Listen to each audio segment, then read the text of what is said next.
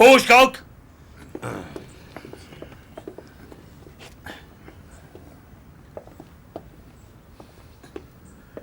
Say. 1, 2, 3, 4, 5, 6, 7, 8, 9, 10, 11, 12, 13, 14, 15. 16, 17, 18. 19. 20 sondur müdürüm.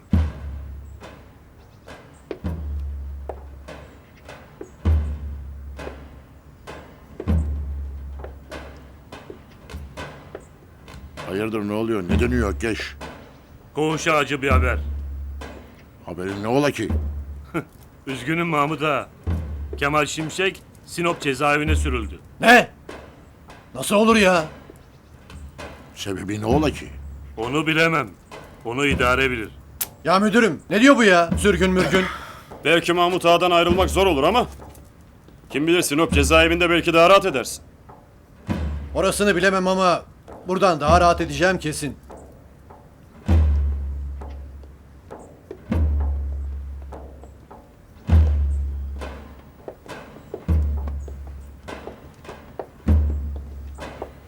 Allah kurtarsın. Sağ ol.